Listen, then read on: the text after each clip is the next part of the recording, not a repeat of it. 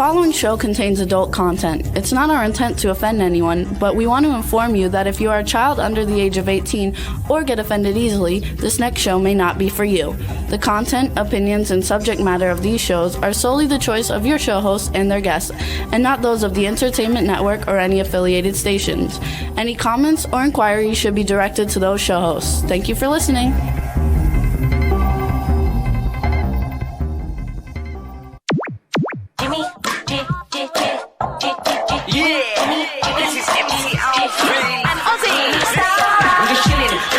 Sitting down and designing, where every man in a thinking, what are we gonna be wearing? Yo, I'm a Liverpool MC, you can't trust me, big up the girls inside the party. Let's get down to crazy Jimmy, big up myself and known as Alfie, the one and only, the Turkish MC. Always love the clothes of Jimmy. Bitch, I'm your wanna be, Jimmy Star, new celebrity. We'll take you out to Jimmy Star's. Hey ho, hello, what's up everybody? Welcome to the Jimmy Star Show with Ron Russell, who will be here with us in a minute. We're always bringing you the good times in music, fashion, pop culture, and entertainment. We got a really fun show for you guys today because we're having actual friends of ours come on the show, not people we're meeting for the first time. So we have actress, producer, and director Sheri Davis and actor Mike Ferguson, both very, very cool people doing lots of big things in the entertainment industry, and we're really looking forward to it. Chat room is starting to fill up a little bit, so let's say hi to everybody in the chat room. Hub Reynolds, what's up? Did you find a new home? Cindy Lady Lake is in the chat room, and Ron should be coming any minute. Who knows? Hopefully. So I hope everybody had a good weekend. We had a good weekend, and we had a great time last week when we left here. Actually, I'm going to make myself a little brighter. Last week when we left here, we went to go see Moving On, which is the new movie with Malcolm McDowell, Jane Fonda, and Lily Tomlin. We had a very, very good time going to it. It was a lot of fun. Yeah, that's better. We had a very good time going to it. It was a lot of fun. Unfortunately, Jane Fonda did not show up, so she was a no-show for the premiere. But Lily Tomlin was there. Malcolm McDowell was there. We got to speak with both of them. I knew Malcolm McDowell like 10 years ago. I had done a bunch of things with him, and Ron had met Lily Tomlin like 50 years ago. And so it was a lot of fun for both of us to go and do that and see them. And I enjoyed it immensely. Some of the other people that we met while we were there, you guys know Leon, who's been on the show, Leon Robinson, a bunch of times. Well, his wife, Cynthia Bailey, who was on The Real Housewives of Atlanta. She's a model and an actress. She was there. She was fabulous. Naomi Grossman from American Horror Story. She's been in a bunch of things, but she basically got to be very well known for being in American Horror Story. She was there. Ron and I were there, obviously. Jai Rodriguez from Queer Eye for the Straight Guy was there, and he's also in one of Ron's favorite Landy Kazan movies, Oy Vey, My Son is Gay. He was a lot of fun, and I actually met him many years ago when I lived in Florida because I was the fashion guy for the radio version of Queer Eye for the Straight Guy on Y100 and Z100, and he's the actual guy from the TV show Queer Eye from the Straight Guy. So it was a lot of fun. Oh, BJ Mezek just joined us in the chat room too. Hey, BJ, he was on a couple weeks ago. How are you? And all is good with that. Let's see, who else did we meet? Jai Rodriguez was there. Kathleen Kinmont, who was in Renegade, the TV series with Lorenzo Lamas. She was in Halloween 4. She was in a whole bunch of stuff, and her mom was a famous actress, but I'm not sure who she was exactly, but Ron knew it right away who she was. And so she was there. She's going to be coming on the show in the next couple of weeks. She was really, really cool. John Cho from, I think he's in American Pie, but I know he played Sulu in the Star Trek movies. He also, he's either Harold or Kumar, one of the two, in all the Harold and Kumar movies. He was there. It was a lot of fun. It was a very fun red carpet. It had open bar and food. Entertainment Tonight was there, and Hollywood Reporter and Deadline and People Magazine and all the major outlets were there. So it was a little bit different than some of the other premieres that we go to, but it was very, very cool. And we had a really good time with that. Who else was there? I'm looking at pictures. Oh, Marsha. So we met Marsha Brady, you guys. Maureen McCormick from the Brady Bunch was there. It was a lot of fun. She basically looks the same. And also Don Hinton just joined us. Hey, Don, how are you? And B. Claudia from Germany just joined us. And now... Are we on already? Yeah, we're on. We've been on for 10 minutes. Are you kidding? No, I called for you. Oh, I'm sorry. Dogs are all over. I can't walk. dog. Stop. Leave me alone. And now I didn't here's know we Ron were Russell. on. Hi, everybody. I hollered for you, but I can't move. I once I'm was stuck on the here. other side. I was with the dog. He How do walks you like in. that? The show was on without me. So you see, everybody is expendable. Nobody, you're not expendable. I was telling people about our event, how we went to the event, and all What the fun event? people we went to. We went to see Moving On Oh yeah. with Lily Tomlin. I was trying to look at the Astro- pictures to see who we actually saw. I love my dogs, but they love me too much. They're all over me now. Brandy girl, come on, stop. We also met this cool girl who was in Orange Astro, is the hang New on. Black in Star Trek, Hang and then another girl from Astro, stop. He wants to come up. Young and the Oh, Restless. every week he's a star. And Okay, Astro, you're here. so tell somebody something cool about what we. Oh, and we met the director of the movie, who was really cool. Well, I met Lily Tomlin about 60 years ago. Oh, I told him 50. 60. It was in 1960, I believe.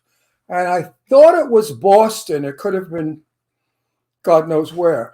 But I was playing in a club somewhere, and my friend Bobby Denard, who's a famous ice skater, he skated with Sonia Henney, and in the Ice Capades, said that he had a friend, this Lily Tomlin comedian girl, and we should all meet together. And we all met God knows where, but it was a club of some kind. And I remember Lily Tomlin was with this gorgeous redheaded girl at the time, who turns out that she's still with this lovely woman now, girl who became a woman. And she remembered it. It was very kind of her to remember.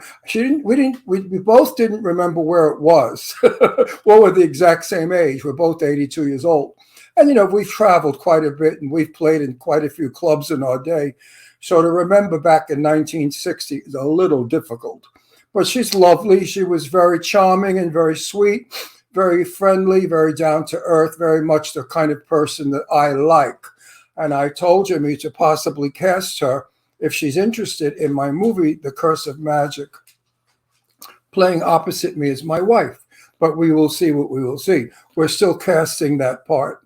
We also met Michelle Johnston, and she was in and we met the Brady Bunch girls. Chicago. Wait, Michelle Johnston. She was in Southpaw with Jake Gyllenhaal and Dick Tracy, and Showgirls in Chicago. And my favorite, A Chorus Line. I don't know if you guys like that movie with Michael Douglas, but I love that movie about Broadway. It was terrific. Yeah, and I said to Malcolm McDowell, I said, "Do you remember Jimmy?" And he said, "Oh yes, I do." He said, "Jimmy was a very sweet fella, very giving." He said, "And I loved his jackets and his line of clothing.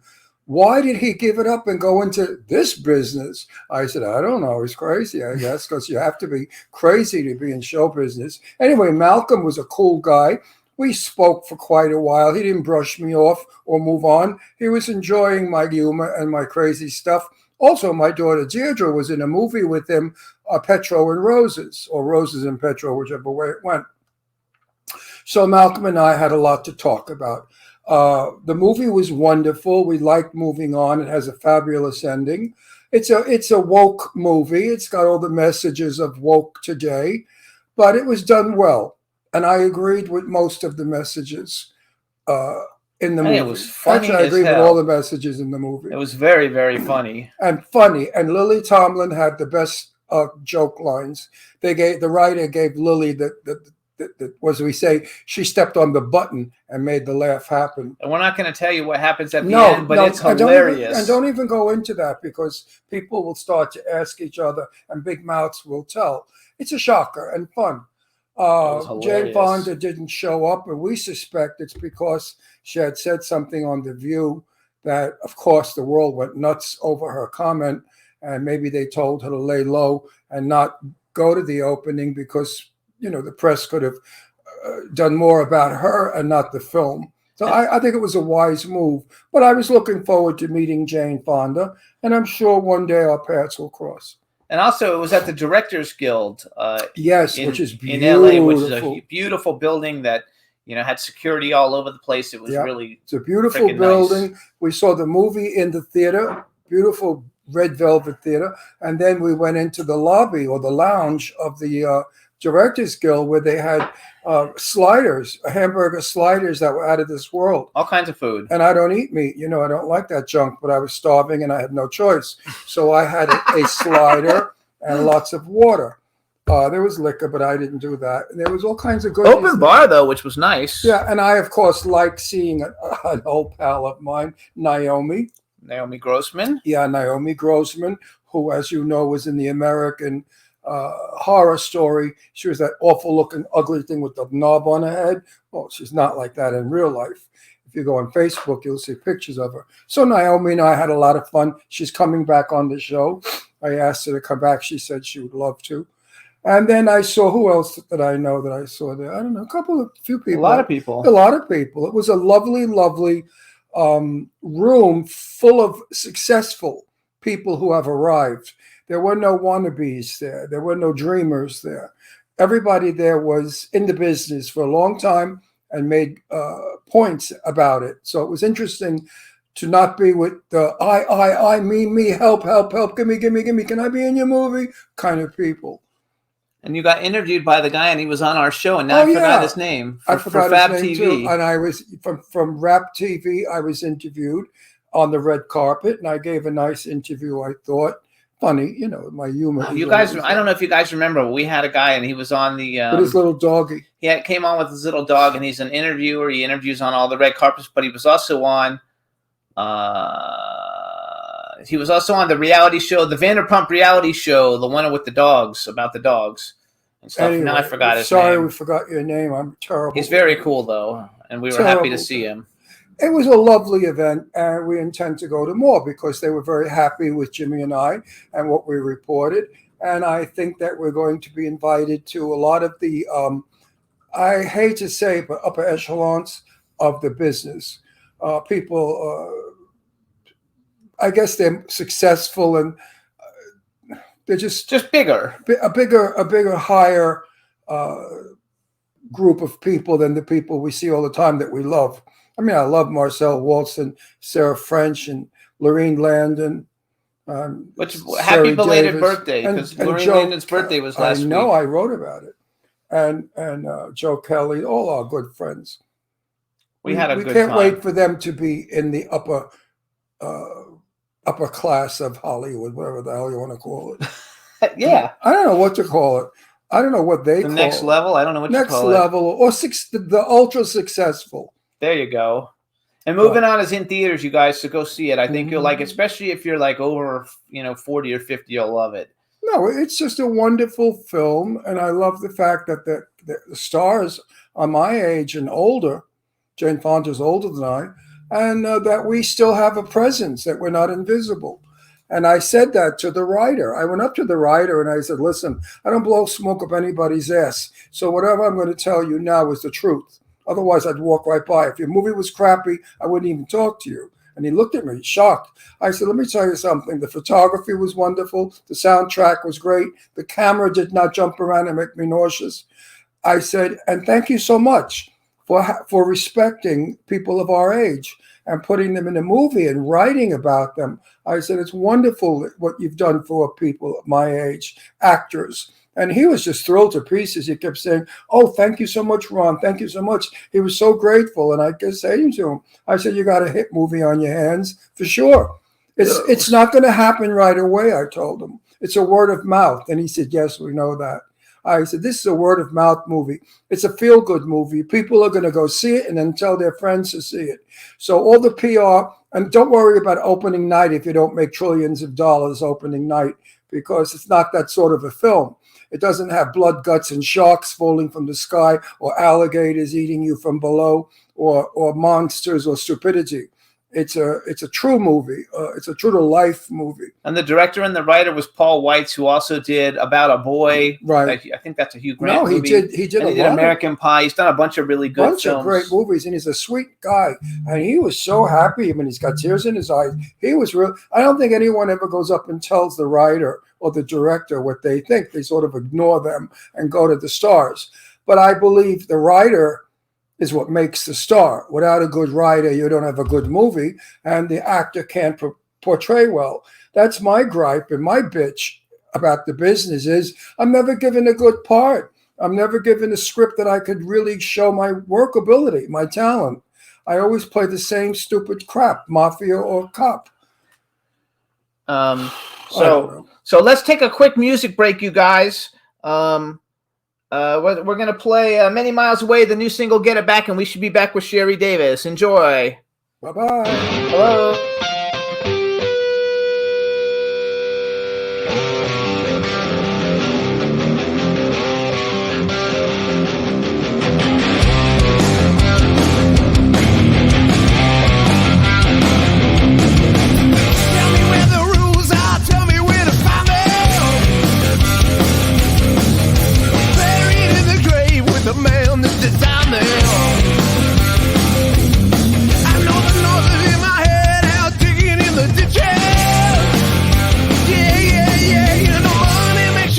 Ain't no cure for the wicked. Oh yeah, we gotta get back, get back to the way we were before.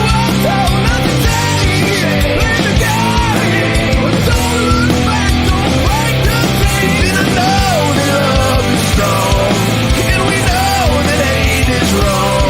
We gotta get back to the way we were when we were young.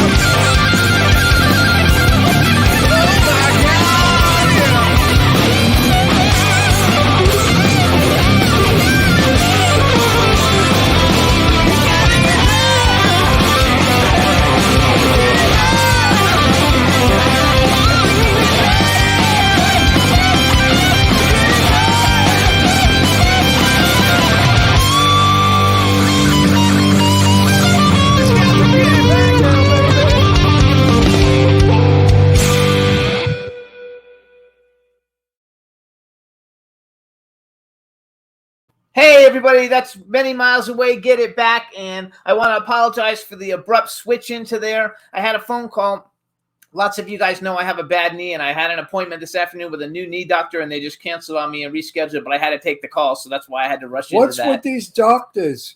I mean, my daughter's doctor left town. I have a doctor now that left town. They're not in Palm Springs anymore. So now we have to break in new doctors. That's my gatekeeper. That's me too. So my knee doctor, I'm on my third doctors, one. It seems that doctors don't want to work in Palm Springs anymore or Palm Desert.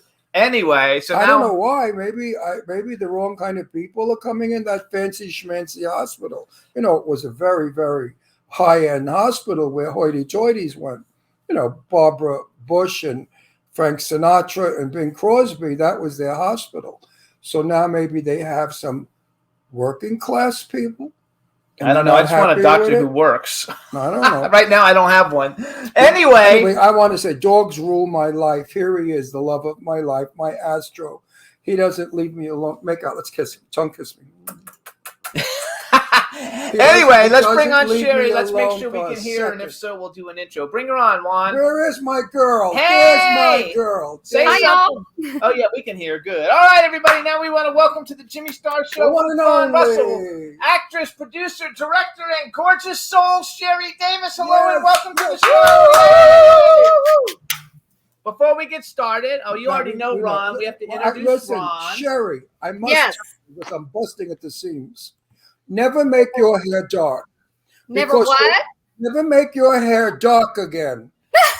Because your lights went out. Red is your color. You look so gorgeous in this length, this color. Right now, you are the most beautiful I've seen you in years. Aww. I love and adore the red hair. Thank you, Ron. Yeah, I changed my hair often. I think red is here to stay. Different shades of red, maybe a little dark root, but yeah, we'll play around with it. We'll see what kind of roles I get, and you know, sometimes as an actress you have to change it up. And but the dark hair, you just look like anybody. Right. You look like you could have been on a subway with the dark black hair. But the red hair looks like you stand out from everybody. In the red hair, you're on a private jet. I like that. I like private jets. Private jet redhead. So, honey, what's going on? Hold on. Wait. We have a chat room full of people. They all love you. Say hi to everybody in the chat room. Oh, let me get to the comments. Just say hi and you're good. Say hi to everybody because they're all like saying, oh, hey everyone. Let's see. B. Wait, we got Lady Lake Music. B. Everybody. Dawn was like, oh, she has a doctor's appointment. She's like, I hope I can make it in time to see Sheri. I was like, yeah. Everybody out there that, for some reason, if you've never seen Sheri's work, you're missing out. I love her because I compare, and you know what? Another actor agreed with me. I compare Sheri Davis to Barbara Stanwyck.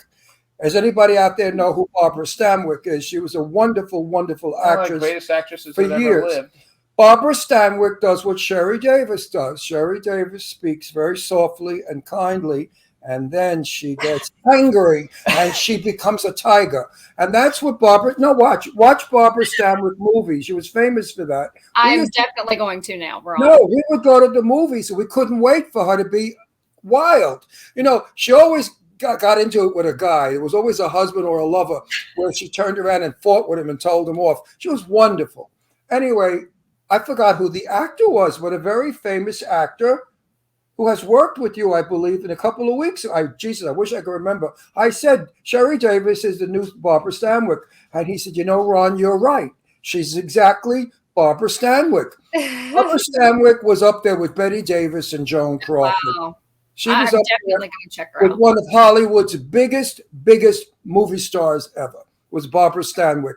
Please watch some of her movies. You're going to see yourself. So now you're in Texas today, right? You're not in LA. I am in Texas. Yeah, we just had my daughter's spring break, so we were traveling for about a week of fun. Good for you. Yeah, and so we've been back, and I work all day every day, and I'm like really hardcore training right now to I have like 3 features back to back that I have pretty large roles in. And I'm like hardcore 100% on a health kick right now. Me too. So me is he. too. He quit sugar. Yeah. White flour. what? He quit white flour and sugar. Can you hear us? Maybe Yes. our mic She can hear. closer. Maybe not. We're No, just I talking can hear you, Ron. Yeah, she can hear you. Same thing, Ron. I cut out all white things. Like my refrigerator is full of like fresh fruits and vegetables, and I've never been more unhappy, but healthy. But I'm not happy because I feel 100% better already. feel 100,000% better. Yeah, and the only thing white I eat, like I eat egg whites. Like I have energy now. Oh, he eats eggs. Well, he eats Yeah. eggs. yeah, I need protein because I lose a lot of protein in my urine, the doctor told me. oh When you get older, you lose a lot of stuff. Everything just falls off you when you're old. No, but seriously, so I'm on a I'm great. climbing up there myself, Ron. No, you're not, Sheri. Every one of my doctors have said to me, "You're going to live to be 90 or more. You're that healthy, and you're that energetic." And I have to live because look at my precious flower, Astro. I cannot die because he would be lost without me. He's up my ass like a suppository. He's up my ass. Oh my God. He doesn't leave me alone for 1 minute. That's why I was late getting on the show. He was having a nervous breakdown because I was getting dressed and not talking to him. It's crazy. But First of look at all, her. you look terrific. You look Thank 20 you. years Gorgeous. younger than you look She 20 is- years she younger is- than you are. Well, she's not. She's and, young. Yes. you're always gonna, because you take good care of yourself. So I think that's fabulous. And I know you got a lot of things going on, and I want to make sure Yes. because I know you have a crowdfunding thing for a Good Girl's Guide to Murder. So, and I don't know who you're playing in it, but I've been sharing it all over Facebook. So maybe tell everybody a little bit about the film, and that way maybe we can see if we can get some people in there for you. Yeah, absolutely. So we've raised 31,000 so far as of about an hour ago when I looked. It's called A Good Girl's Guide to Murder, and it is a psychological thriller / with horror aspects. And the thing is, Chase Dudley's the director, who's amazing. We are collaborating so well together. Like, we will probably, I hope, continue to work together. And his wife, Samantha, is a producer, and she's kind of behind the scenes, like taking care of all kinds of business stuff while we're just like working really hard. So my character, you're going to love the name, is Sarah. Yay! That's my sister's name. Right. So the character's name is Sarah. I play, we were talking today. It's really hard to tell what the actual true, if you were going to pick one lead role, but Chase says, I feel like it's Sarah because I'm basically the mother in the film and the wife of Bill Oberst Jr., who is absolutely incredible. My He was daughter, on the show like 3 weeks ago. We had him on the show for the second time. Oh, he's the one that probably said you. Yeah, he's the one who He's probably the one said that it. said. Oh, wow. You're the Barbara Streisand. Barbara Stanwyck. He's phenomenal. What a talent. Yeah, he's You guys- the guy that said Sheri Davis is the new Barbara Stanwyck. Yeah, 10 years I have been wanting to work with Bill. And it just fell into place. And we as far as our production, everyone involved, we're so stoked. But to get back to my character, so my character I can't give the whole story away. I might get in trouble. No, don't. But basically, my character was sexually abused, actually. And then there are some things that are kind of passed on to my daughter. We'll just leave it at that without giving the storyline away. It's mysterious. It's good. Sounds good. And it does end up being a story about revenge in the end, and all of the psychological damage, the things that we go through, how we carry them if they're not dealt with. Fucking, I've seen you when you get mad in movies. I just got chills to start. No, the mere fact that it's a thriller, it's a thriller slasher, I like it. I'm no longer in any slash movies, I've told everyone, I've been approached to be again in another crappy movie. And I said, no more slasher movies for me. I'm out. You and I have talked about this many times, Ron. I'm not into slasher films either. I'm known, for horror. I have more of a horror thriller, But my favorite kind of, right, but my favorite kind of film is a psychological thriller. Like my Yes. brain, I'm figuring out everything I watched before the end. Like I Right, need too. something that's going to hold my attention, that is going to have twists and turns. And oh my God, I didn't see this coming. This film has it. BJ It has Messick. it. BJ Messick is in the chat room. He's saying, "Get ready for some intense scenes." BJ Yes. Messick is also in it, and BJ has become like one of my favorite people in Hollywood. Yes. He's such a nice guy. You know, we've met him through the Mahal brothers, Yep. and now he's been on the show a couple times. He's such a great guy, and I'm Yes. so happy he's But- in it. but- And I but- also see, hold on, Lynn Lowry is also in the movie. I see, according to Mm-hmm. IMDb at least. Is she still in it? I don't know what all's going on. I'm not fully involved in all of the cast. Okay. So I don't know. There are changes being made constantly. My focus right now has been all of the promotional things. Honestly, working on the Indiegogo, doing all the publicity, those kind of things. Talking to a few of the other actors. I know Lynn's been on another movie, so we haven't really communicated. Now BJ is in it. Yes. And BJ, I consider a very, very good friend, a very dear friend. He was there for me the whole past year and a half that I was dealing with losing my mother, taking care of her. You know, you guys know, having cancer, moving back to Texas, everything I did. And BJ and his wife are amazing, and they really, I consider them really true friends. They are And fabulous. BJ is an amazing UPM. He's actually a phenomenal actor.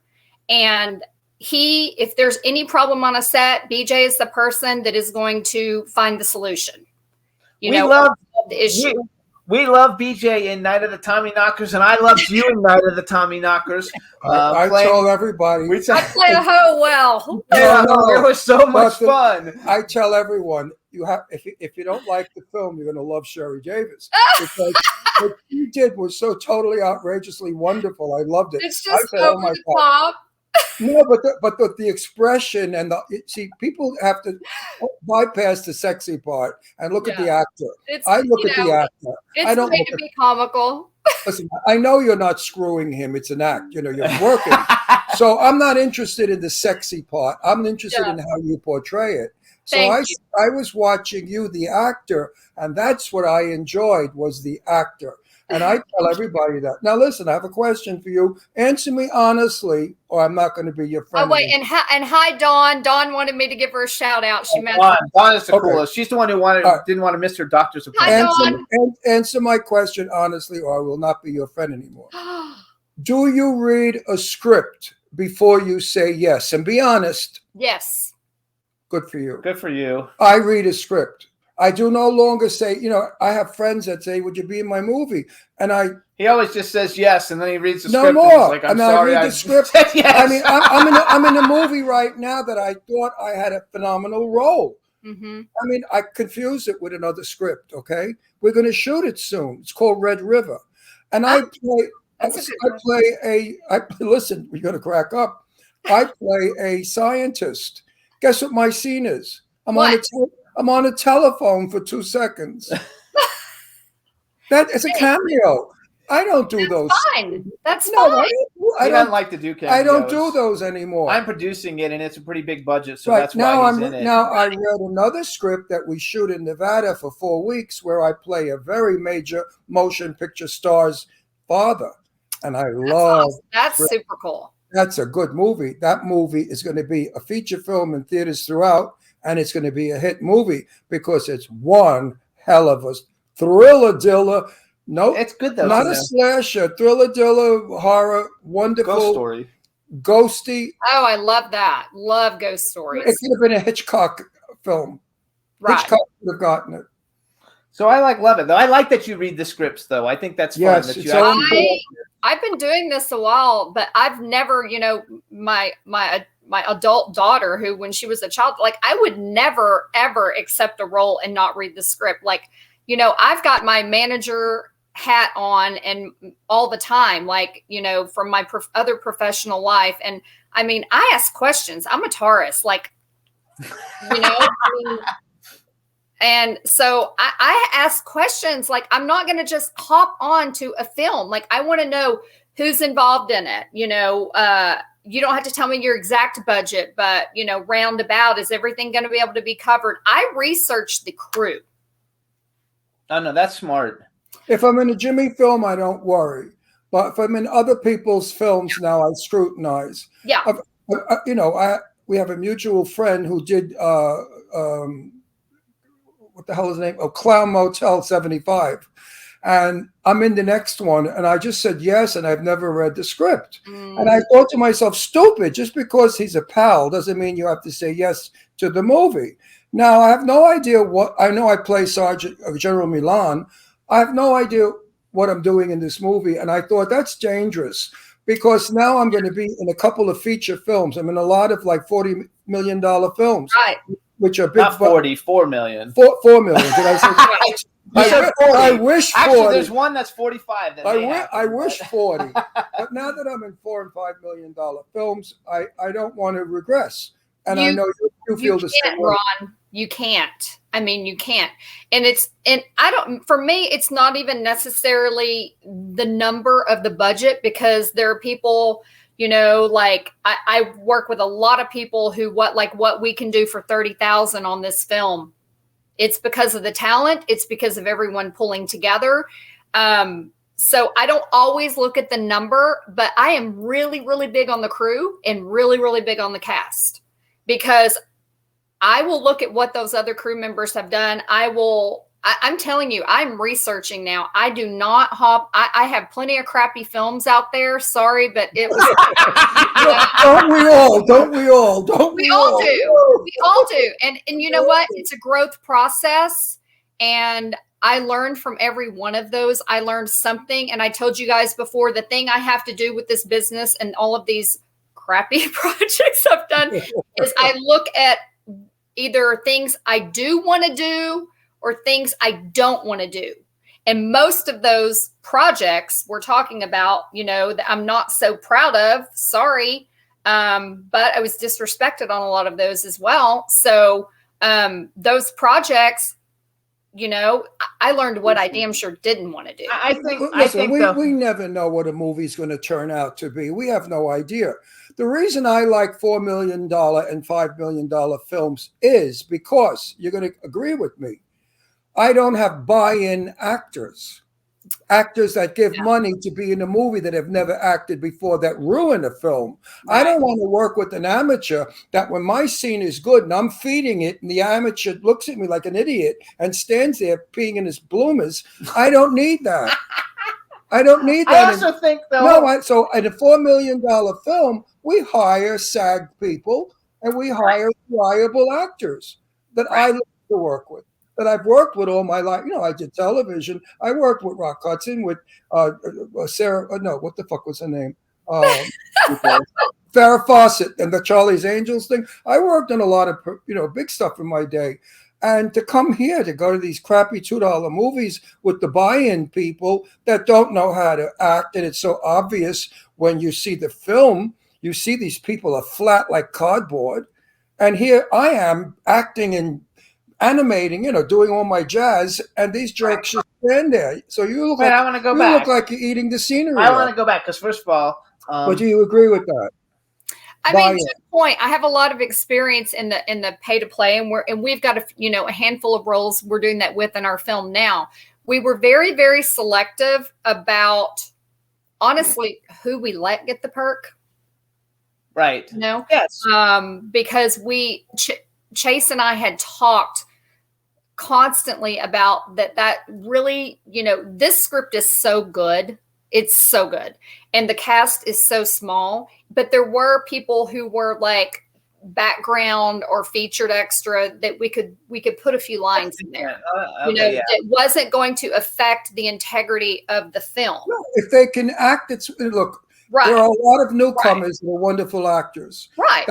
I think, having worked with, some of my good friends over and over, who sell perks and do great. I feel like it makes sense. It makes sense when you are trying to fund a movie and you're trying to get it out there. It's another way to get it done.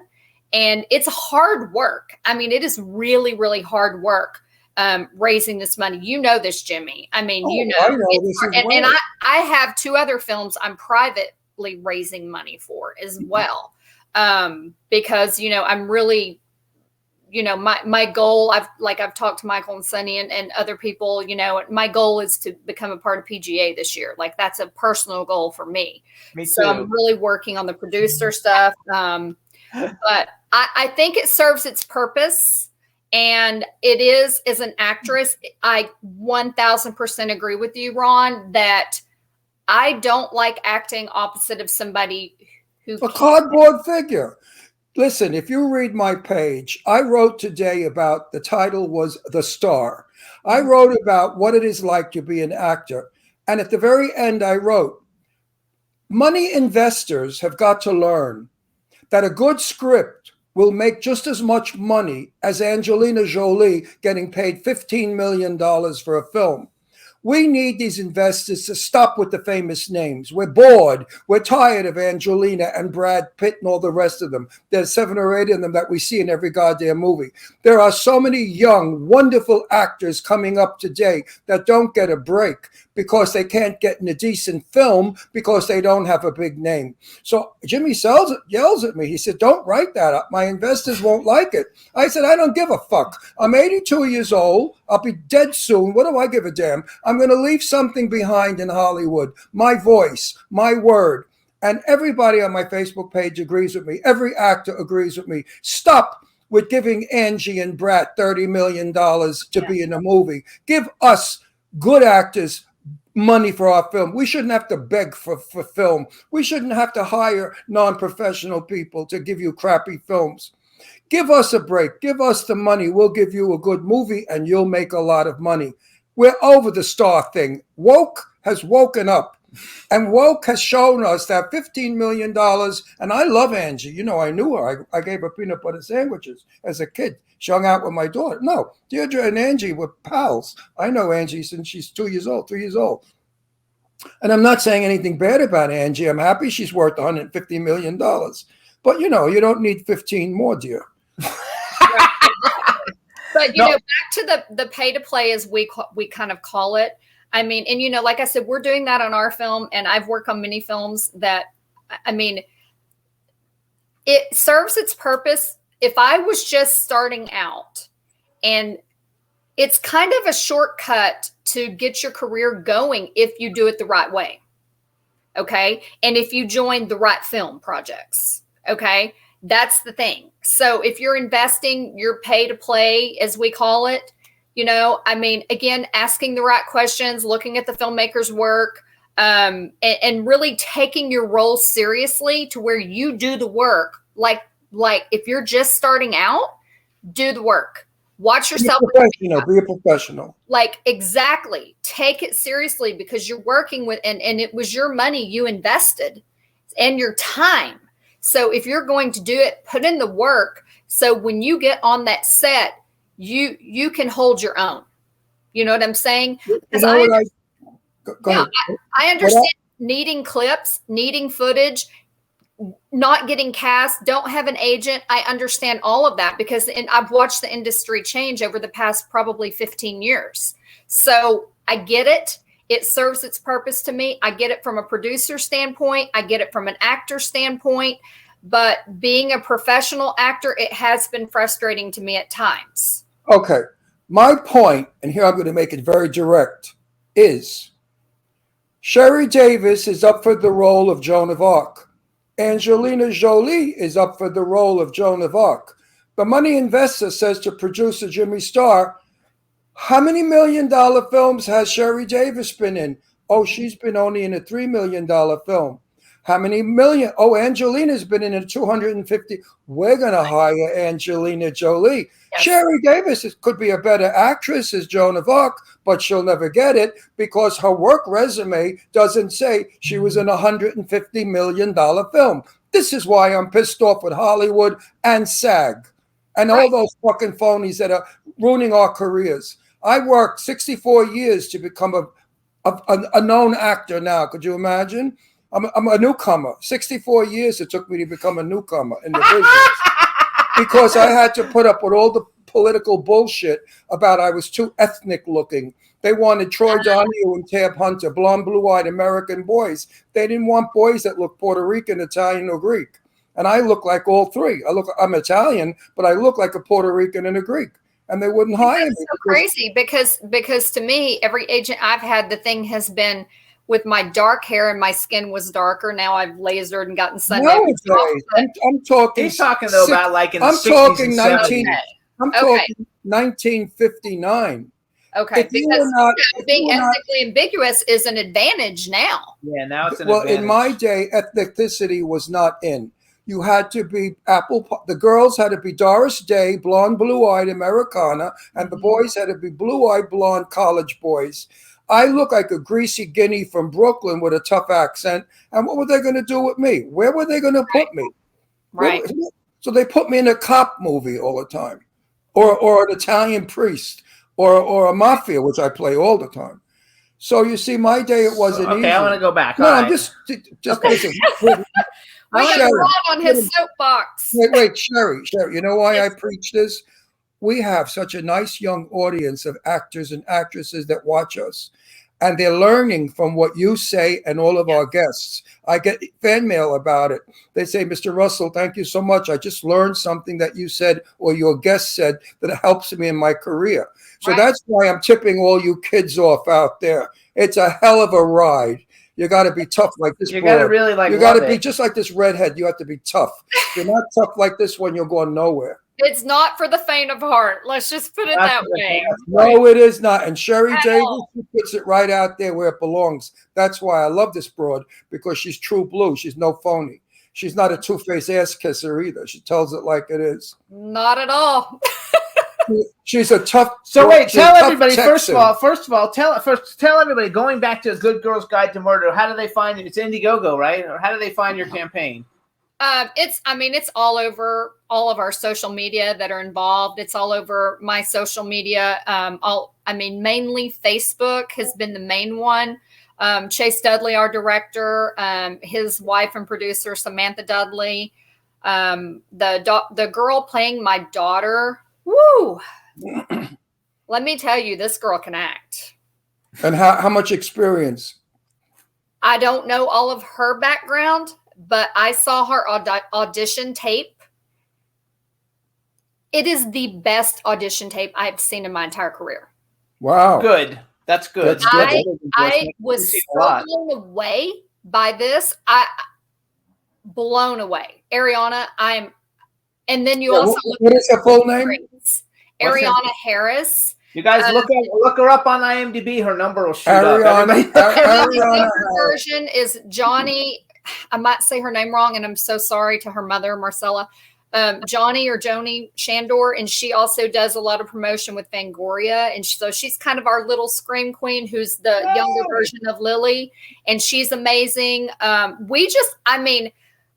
It's already like we're a family.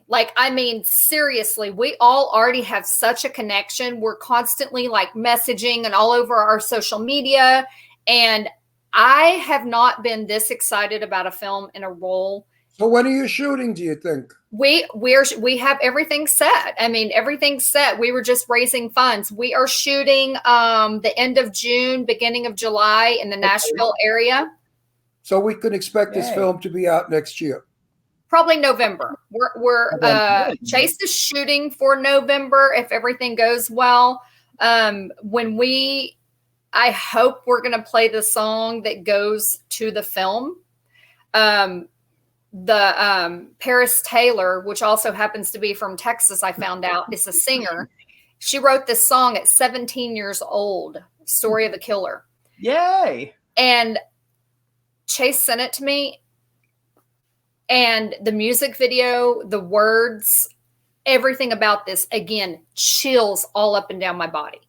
I'm like, I've never worked on anything where every single thing fell together and was just mind blowing and positive, and we're all excited, and it's fantastic. I want the floor again. Everyone out there. Now we have, and we're not bragging, 5 million people that watch our show throughout the world. Now, I'm asking all of you 5 million people to please send $1, just $1 to Sheri. Awesome. Wait, quiet. Send 50 cents, not even $1. Put 2 quarters in an envelope and send it. You have to do it on Indiegogo. And send whatever. Send Is it Indiegogo? Well, Sheri's going to tell you where to send the money. But wait a minute. I'm serious out there, because out of 5 million, if $1 comes, she's got 5 million. But I know that we're not going to get 5 million, because half of you are in Hudson, Africa. You don't even know what money is. But yet they watch us. How the hell they watch us on our show? Yes. You know how many Africans contact me and they speak in African? I say, I don't speak African. I'm an American. I speak English. But anyway, please, everyone out there, send something to Sheri's film. I think it's going to be a wonderful film. And in the long run, you'll get to see it and enjoy it. All you have to do, you guys, is go to A Good Girl's Guide to Murder on Indiegogo. Shut up. I'm speaking. I'm selling.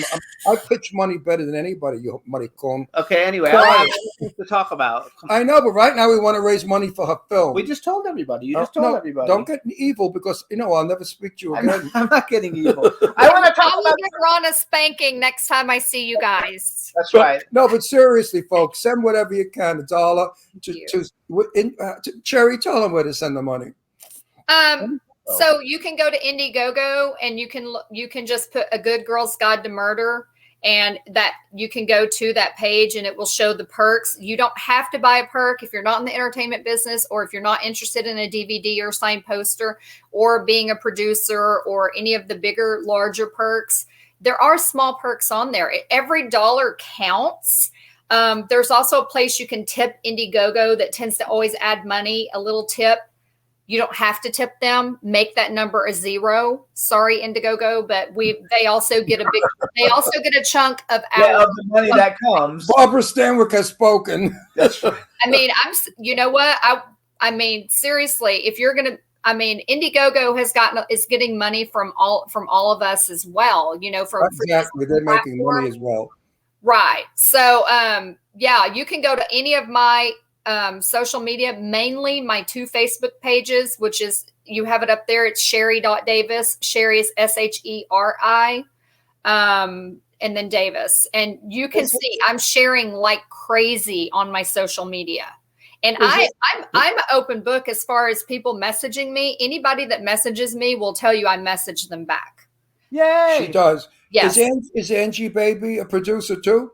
Yes, of course. I brought my friend Angie Baby in. When you speak to her, send kisses from me. Yeah, we and love she's it. about to have her birthday, y'all. Don't miss her birthday. No, we won't. I wish she would have moved to California so we could see her. She's such a nice girl. She's got her family. I know that, but she can drag the family here too. Better weather.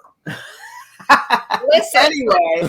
California weather has not been great lately. Yeah, that's true. I know, but the good stuff is coming. So you guys, some of the other stuff you can see Sheri Davis in. First of all, I've never seen any of the Raven Van Slender movies, but Alien Danger 1, 2, and 3, I heard they're a lot of fun. They're fun. She's in Arena Wars. Did Arena Wars ever come out yet? No, I did get to see a screener. Okay, so first edit. Got Arena Wars. Bermuda Island just came out. 90s Tommy Knockers came out. I don't know what Shadow Marsh is, but I've heard good things about it. Yes, and my friend Mike Ferguson, who's on next, is he's on our show next week. Melissa Rose and Dave Sheridan and Lou Templeton. When is Mike on? In a few minutes. Mike is coming on after you. Yes. I know. I can't believe y'all don't have us both on at the same time. That would be too much. That would be wait. No, people are terrified of him. They are. They look at him. They would never want to meet him in a dark alley.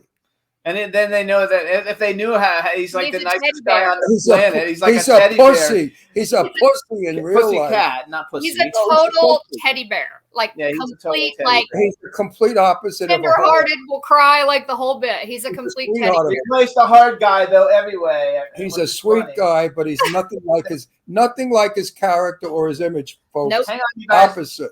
It's called A Good Girl's Guide to Murder. Yes. A Good Girl's Guide to Murder. I want to make another statement for Sheri Davis. If you are a man 55 years old, tall, handsome, and rich, extremely intelligent, contact Sheri. She's looking for you. Why are we putting an age on this, Ron? Well, 55 is good for you. You want an older man to baby you and daughter you, don't you? I don't know about a daughter. You're a No, cool- not daughter you. That sounds creepy. I don't. No. I mean, no. I don't mean it that way. You see how sick you fucking people are. No. I meant who's fatherly is what I mean. Spoils you. Not sexually. But people, listen. Jimmy married me because I'm fatherly.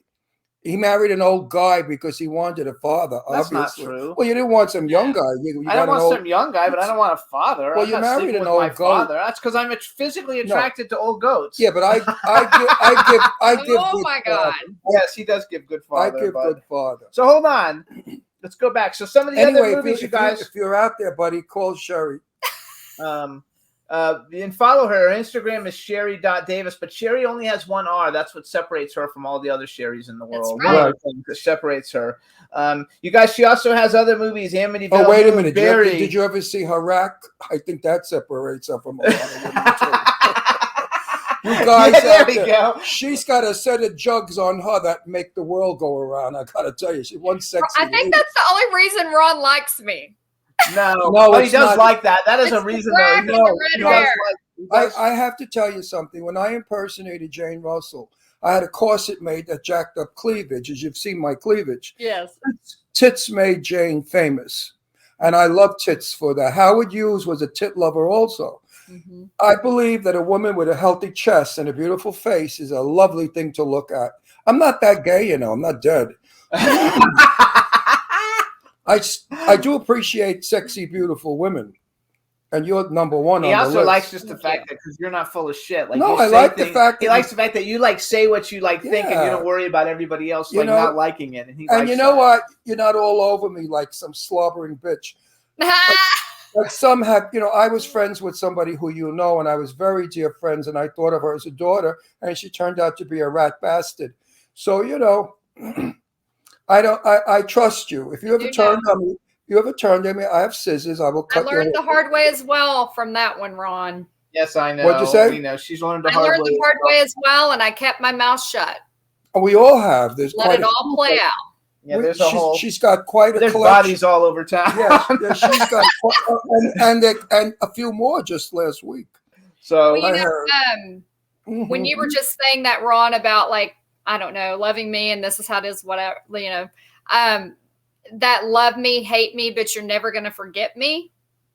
yes, That's kind of become my motto. Like I'm kind of finally to the point in life where I wanted everyone to like me my whole life. It stems from childhood trauma, whatever, but now I'm at a point in life where if you don't like me and I didn't give you a reason not to like me, then F you. yep, I agree. I've never been It's disliked taken me in my a life. long time to get here. I still get my feelings hurt a little. I still, a little bit, All but do. then I get over it very quickly.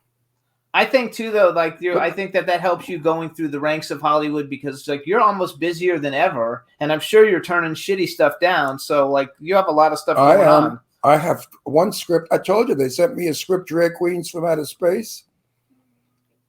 They wanted me to play the head drag queen. I said, "Get the hell out! You got to be kidding me!" Wow. Yeah, Drag Queens from Outer Space.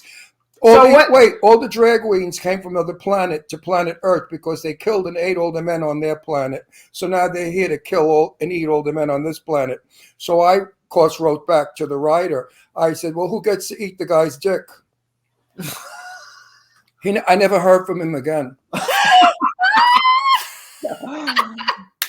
So, what are your favorite kinds of movies to because I know you're extremely well known in horror, but you're doing some of everything. You're doing thrillers. You're doing a little bit of everything. Do you have a particular genre that's your favorite,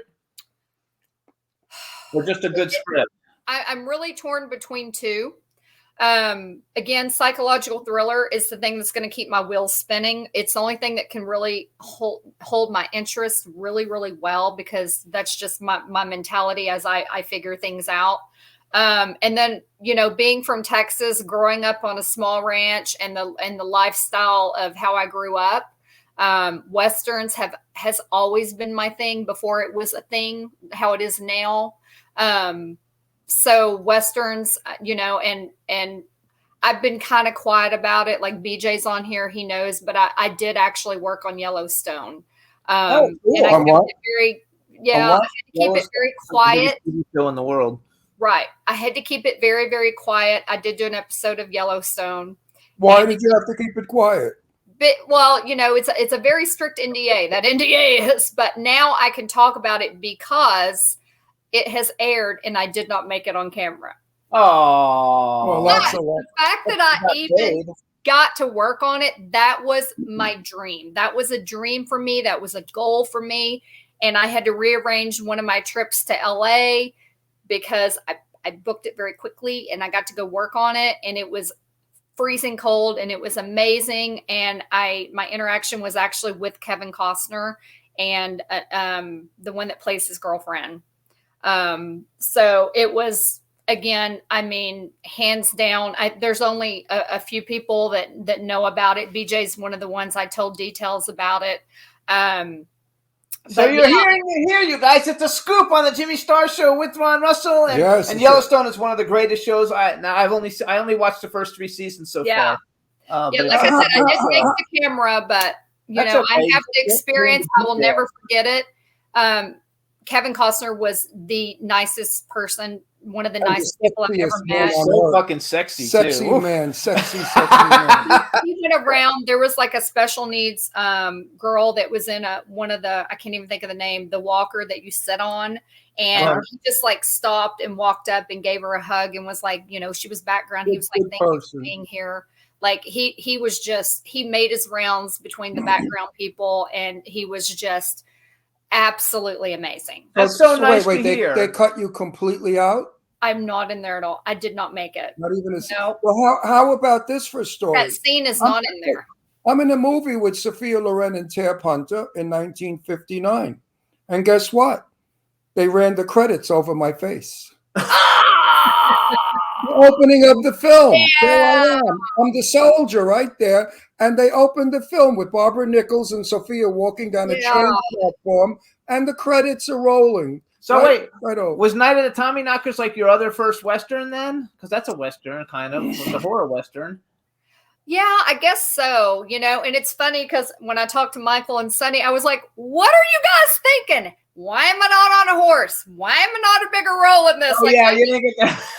I was giving them shit. I think it was Alien Storm. We wrapped on that recently, and I just worked crew. I didn't act in it, but I kept saying, because they're tossing around, doing another Western, and I was like, what are you guys thinking? How the hell do you not have me in a Western? Like, right? Hello. I like. Can you ride a horse? Can you ride a horse?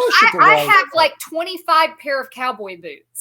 Like, okay, like, yes, I ride a horse. I'm looking at buying 2 horses right now. That's awesome. I'm from Brooklyn and I could ride a horse, so of course you can. No, but I know how to ride a horse. Like, I do also. and shoot a gun and throw a knife and do a bow. Like, I know how to do all that. And so, I mean, absolutely, my whole thing is like Westerns. I mean, I'm in an area. You said Red River. I actually live on what's called Red River. Okay. So I'm in an area that is so hot right now. And I really don't have a desire to go back to LA right now because, it's kind of big fish in a small pond kind of thing. I mean, I've been in over 100 movies now, TV shows, commercials. I've done so much that now, for instance, we have Taylor Sheridan. Taylor Sheridan's place is a couple hours from me. All the filming going on in Fort Worth right now. They're shooting another Taylor Sheridan series. I don't know who it is. Just go. Oh, not yeah, Dan. and we have a ton going on. I'm on the Texas-Oklahoma border, basically. I'm right in between Oklahoma City and Dallas. I go either direction. I can go north. I can go south. There is so much shooting. There's Tulsa King up there. That's his. With Sylvester Stallone, we have a ton of things shooting in New Orleans, a ton of television shows. And then with me marketing more in Mississippi, Tennessee, and Alabama, there's a lot of like Hallmark. So, I mean, I'm out there, you guys. I'm just tight-lipped about it. Like, Actually, I've got a film. I've got a film that we're raising money for now called Dog Moon, and it's a werewolf film, and we're shooting in Texas. Ooh, I forgot the that's name of the town, but maybe we could even Put you in it. yeah, I can put you in it as because basically it's got like all these like military people, and we've got like some famous wrestlers that are gonna play some of the military people. that's fun. But if you don't mind being like a fucking badass like military chick, you could be a not Oh, like are you kidding? That's you written could be for a her. military because we've got some pretty big people that are gonna be in it. That's That's written. another kind of role I want to do more because you guys More know in the movie you mentioned earlier, I was a military person. And that's another thing, having that look where my hair is pulled back and I'm minimal makeup and doing roles like that, that's the thing I want to do. I want to show, my Variety. like how many different things I can do, like my range. Oh, this is a That's really why, cool one. I really didn't mind being in, I have to laugh every time I say it, Clown Motel. Because I played General Milan. I've never played a general in the army. And I did it so well. And you look great. Everyone loved what I did. So I thought I did it well. I didn't look like a mafioso or a priest for a change. Right. You were great, and you were I'm great. gonna like submit you to because I've got 4 other producers. We put this whole thing together, but we have Sean Kanan in it. We have a couple of really big people, and Big right people now we can't mention. we have a I'm in it. we have a pop star that we've sent the script to, and he's looking it over. And if everything works out, we'll have like the biggest pop star. Now in the you're world SAG, playing right? one of those Are you people. SAG? I He's probably actually, eligible. believe it or not, stayed SAG-E. Okay. I just got to pay my dues anytime, and Right. that's it. I have stayed SAG-E I have gone back and forth with every agent and manager I have had about joining SAG, and it's been such a debate my entire career. And the big thing, the decision was finally like, because you guys know how it is with FICOR. Like, once you're SAG, like being FICOR, and I actually love indie film. I do love indie film. I love the passion of being an indie filmmaker, and I love the passion of working with other indie filmmakers. So now SAG has allowed us to work on other films. Right. So we can look. He doesn't understand all the technology. No, I don't. All I know is terminology. that I'm allowed, and so I give a shit. He's FICOR. So FICOR, that's what I'm saying. Yeah. if you're not a SAG performer, you're never going to get. If you're not a SAG member, you're never going to get in a major movie. Forget about that number. Well, all I have to do, though, I mean, I've been on major television shows. No, I'm You not just have talking to about pick you. dudes. No, when I Yeah. say He's you, telling it to other I people. mean the people that are Oh, watching our audience. Yeah, If you're not- but the if you're thing not- is, You'll always be in cheesy movies. you have to keep, you have to keep up with everything, though, and you have to pay your dues, and it's there are things to it. It's not just a matter of saying, "Oh, I'm SAG," and that's the thing. This is. You're probably generating enough money from those movies. And to pay now those I dues. understand. It just went up to $4,500 to join. Yes. So And all of you kids out there, don't save up your money and try to join SAG if you're not going to be serious about that's it. where I was going. Because it's a lifetime commitment, SAG. Yes. You're going to pay through your ass for the rest of your life, whether you work or you don't work. You And got that's dues, the thing. baby. Tell them about the dues, Sheri. Well, that's what I'm saying. I know actors that have done enough background hours on television sets because they were, always background on this series and that series, what I call professional background actors who are SAG. They joined, they became SAG the minute they could, and they carried their card around and they're like, look at me, I'm SAG. Yeah, and, but I'm a real actor because I have a SAG card. Which doesn't mean shit. And meanwhile, they have to pay dues and they're not even working. Right. And they're not making that much money doing background. To pay for it. And that's the whole thing. If you're not even making enough to pay your dues as an actor, Don't join SAG. nope.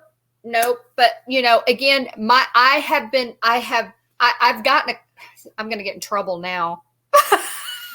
Well, I'm always in trouble. What the difference? I've gotten a couple of those. You need to join, letters from SAG before. That's okay. But again, I've worked on a lot that is non-union. I'm now back to. It's so funny because I started out working on big budget and SAG projects, and then fell into this indie world and I love it, but you know, you guys know there are so many different things. It's a whole different world working on a big budget set versus a indie film set. It's professional. It's professional. It's just a lot different, you know. It's a lot That's different. the word, professional. Not always, because some indie sets are done very professional, and just you've been I've on never some been that on aren't. an indie set yet. I was on one set where I said, "Where's the camera?" And they said, "Up there." I said, "Up where?" It was up on the wall. It looked like a security camera. I said, "But what about my lighting?" They said, "Don't worry, you don't need lighting." Oh, I don't. Then I Thank said, you, B. Show shared on Facebook and Twitter. Thank you, B. So, hang on. So everybody, listen. You can go to A Good Girl's Guide to Murder on Indiegogo. Follow Sheri Davis on Instagram at Sheri.Davis. We're gonna have you stay on a second. We'll bring Mike on just so you can say hi for a minute. Awesome. So bring Mike on because I think he's there. It says "Welcome, Hero." I'm assuming that's him. So Yeah. Come on. Hero, that's yeah. Come on. Yeah. America's dad. America's God. "Look, People the put killer, their kids in front of YouTube to watch me. Then buy cameos from the me, guy you don't want to meet pretending in to be Alley." Mike Ferguson. I love it. Hey, So, Mikey, how you doing? so baby? Mike, say hi to Sherry. Hi, Sheri. I was Hi, listening to you buddy. guys for a while. I came in. So you I was guys have supposed- been in. You guys have been in a ton of movies together, right? I know you were big We Shadow have. March. I have Shadow March, Devil Row. Let's see. I'm sure there's a lot more of them. Yeah, our careers are all tied through each other. There you They go. really I love are. And Sherry's in Texas, and you're in where? You're in LA now, I'm in right? Hollywood, East Hollywood. He's in East I Hollywood. never worked with you, have I? No, No, No, that's because you will though, I think because we've been in some of the same movies, but never in the same scenes. I think though that like because Right. I forgot too because I'm kind you were in Clown Motel. Yes, sir. No. Oh, you For a were? second, Okay. you know what I'm So we were in saying? the same movie, not the same scene. Yeah. I'm doing a horror movie though, a werewolf movie with some big people, and actually Sean Kanan's got one of the lead roles, and I know you're friends with him. I and love them. Yeah, I've got a movie called Colonials coming out. April Yeah, 11th. April 11th, right? Yeah. April 11th. Yes, we're going to talk about that when we get dump Sherry in And a then second. we're going to talk about I'm your love getting life. dumped. Story of my We're life. going to talk about his love life, Sherry. So So, we got no love life here. Listen, I've been married 24 years, There you go. and that's look. Okay, here's what. yeah, but I like your ex-wife. I wish you'd go back with her. No, he's got a new. She's a great person. She's not my ex-wife. She's still my wife. Okay. We've Well, I been wish divorced. you'd We've been- make up with her. She's really nice. I like her a lot. Yeah. Well, she. So hold on. So we have a fan who's a big fan of both of you guys, and she's like skipping a doctor's appointment. Her name's Dawn. So on 3, the two of you together say hello, Dawn, at the same time, okay? Because she's gonna get make her happy. 1, 2, 3. Hello, Hey, Dawn. Dawn. There you go. All right, now she's happy. You should skip a Double doctor's shout out. appointment. Yes. So everybody, make sure you join the Good Girls Guide to Murder crowdfunding. We're gonna say goodbye to Sherry and bring on Mike and Sherry. We wish you only All the right, best. you guys in have everything fun. you I'll do. still be watching. You All have right, a great love one, you, Sherry. Bye, Mike. I'll see you when I get back to LA. Okay, cool. Bye. See you in town, baby. Love you guys. Love You're you back, too. honey. All right. Bye-bye. Bye, Bye, my y'all. dad got all excited. He heard the kissing. So great. I know. He heard all the kissing. All right, everybody. Now we want to welcome to the Jimmy Star Show with Ron Russell, one of the badassest dudes in Hollywood today. Big bad tough Mike guy. Ferguson, hero, your dad. Big tough guy. America's Big dad. tough guy. We love it. So how are you? Wait, I was at a red carpet with him, and I'm talking to him, and a mouse ran across the floor. He jumped up in my arms, screaming.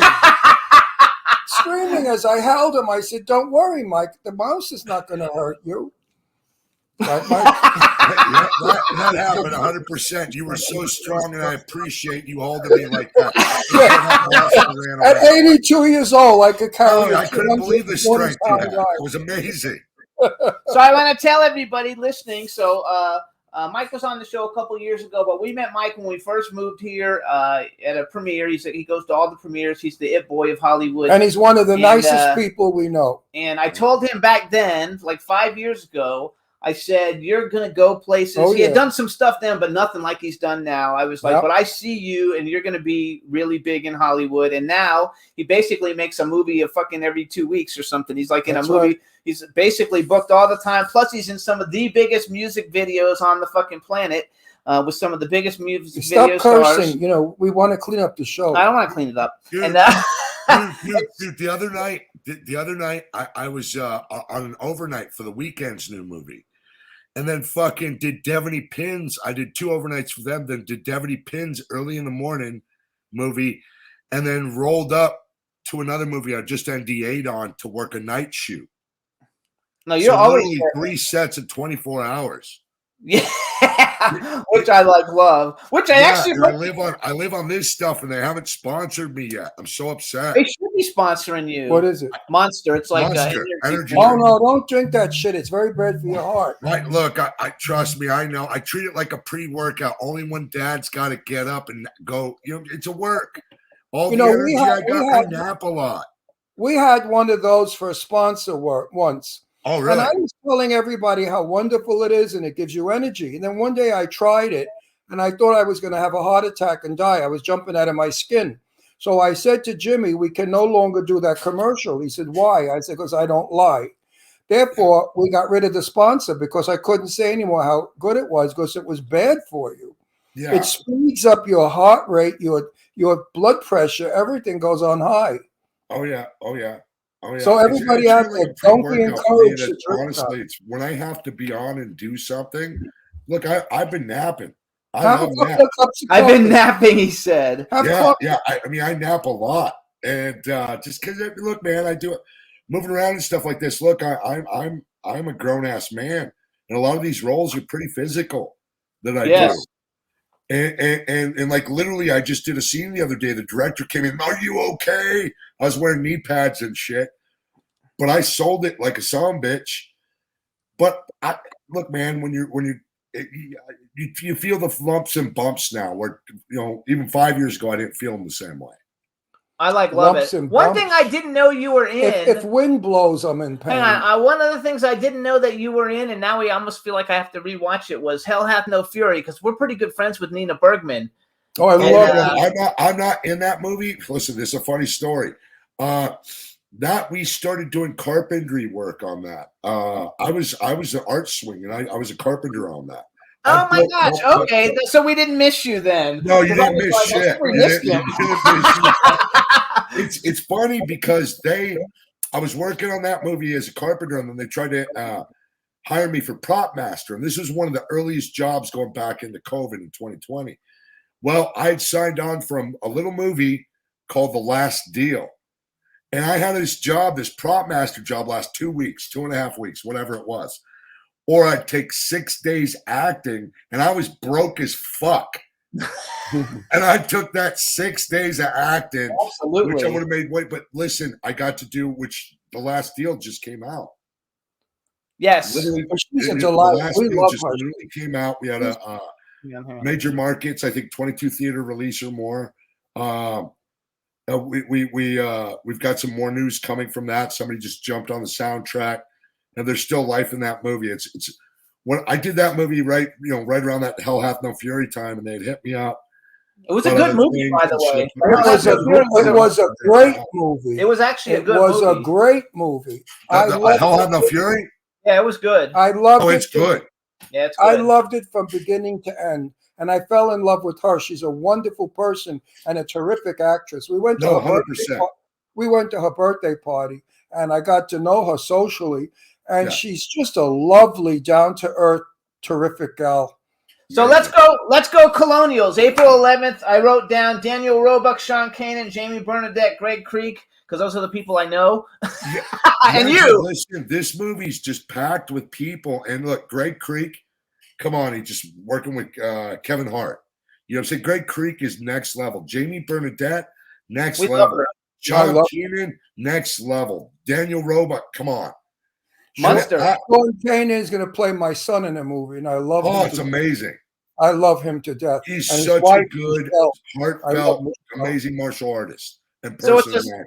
it's a space movie, right? And I think so. Michelle produced it or something too. I think, right? Michelle Kanan. I believe so. Yeah, I believe so. She did. Yeah, she did. Yeah, it's a sci-fi movie, and I'm Darth Vader in this. This is my James Earl Jones moment. I'm Grom, the bad guy, the leader of the exiles, going after Greg and and all the other colonials. I love And it. It's just a blessing to be next to all of these people in this big, beautiful, completely world built by Joe Bland. We got invited, I guess I don't know, it must have been a long time ago. They did like a trailer reveal party or something in LA that we got invited to, but we ended up not going because it was around Christmas. Yeah. And so we didn't go because Oh yeah, I went to I was there. yeah, we were going to go to that, and I said yes, and then I forgot something happened with us, and we couldn't go, and so I had to cancel. But I mean, they're expecting big things from this movie, and I would expect it because like basically all the stuff you're getting in it is getting bigger and bigger. Like I literally watched your music video, shit, dude. So I watched you in the Disturbed music video where they're like bringing you down from the ceiling, and you're like the fucking evil guy. Yeah, and I was like, holy shit! And then I watched the Lil Nas X, and I think I only saw your arm. I couldn't find they had me shirtless, but it's only it's when the dude's jerking off Little Nas X. Yeah, it went so fast I didn't see you for that one. But it wasn't shit. But Christina Aguilera gave me a whole lot of love. Oh yeah, big one. Yeah, Christina Aguilera was a big one. He's just Christina Aguilera was a really good one. I did so many. I like last year. I was in Travis Scott Escape Plan. I had a portrait in it. I was in everything for music. Weren't you in an Avril Lavigne video too? I thought I saw. Yeah, I was one of the monsters in her head in the Avril Lavigne. I was wearing a tutu. Yes, I saw that. The picture. They recycled the picture from that in this IV4 video. I was the love interest of this beautiful young singer, and she comes to the strip club to fight me.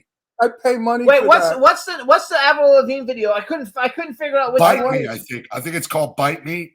Bite Me. I'm gonna like. We haven't seen that one, have we? Ronald, I've seen it. I saw it when he put it on Facebook. Yeah, listen, I'm covered in dirty makeup in that whole video. I'm just a big hulking dude in that. Literally picking up the lead actor who's playing her boyfriend, tossing him in the sky while glitter cannons go off. I had a nice trailer with a nice shower to clean myself after that. I was a good painter. Now, I also saw you in the Meek Mill Drake video, and you're really You really see you in that one. Meek Mill Drake. Yeah, that was the beginning when they started heroing me in music videos. And when I started working for this Blank Square production company, they were blowing up. They kept giving me bigger stuff. And then they separated the Lucky Bastards, they're the ones who did Lil Nas X. Yes. And they just do gigantic music videos. Ron doesn't know who some of these people are. These are like the biggest these musicians he's talking about. They're like the biggest musicians in the world, videos he's in. He's not in like little indie videos. Leads of them. They give me portraits or leads of them. People whose like videos, get like 500 to a billion views and shit. Now, are you going to be in Clown 3? Well, I told him my rate's higher. I told him, he's going to help you any movie, anything. My rate's changing. I listen, I do want to say respectful. I just finished a Dolph Lundgren, Piper Curta from Legends, Amanda Rigotti, Terrence Howard movie. I was 6 on the call sheet. It's one of the best arcs I've ever had in a movie by one of the best directors that fucking gets the whole genre. And it's an action comedy coming out in October. I love it. Huge people. Hey, let me ask you a question. Are you on a laptop? Hang on. Are you on a laptop right now? No, I'm on a desktop. Oh, because there you go. Yeah, lean back a little bit so now people can see the top of your head. I said to Joe a long time ago that I would be in his film. And I no longer do chopped movies. I told everybody, don't bother me. Don't send scripts. I only do thriller movies, thriller chopped movies, and high budgets. I don't have the temperament anymore to work with amateurs. I can't. So I will be in Clown 3, but that's the last chopper movie I'm ever going to be in. Yeah, I think so. That's my question. How about you? Are you happy doing chopper movies? I'm not doing a whole lot of horror. Like I just had a Western that just released with Brian Krause, DDP, Diamond Dallas Page. I've got this sci-fi movie releasing. I'm the bad guy, but sci-fi. I've got this weed LA crime thriller movie where it's, if you haven't seen it, please do. It's The Last Deal. What's it called? I've got so many different. I heard you guys talking about playing different roles. I play a Mormon in Static Codes. I play a fucking Mormon. Mormon. Oh, you're playing a Mormon? Wait, who's in Static Codes? Tara Manning, Augie Duke, Shane Woodson from one of the. Oh, I know that. I saw the trailer for that one. Hold the action. How you playing a Mormon with all those tattoos? Mormons Watch the trailer. Watch the trailer. Listen, in the South, people do weird crap with religion. Okay? Yes. They find God and they look like me sometimes. Okay.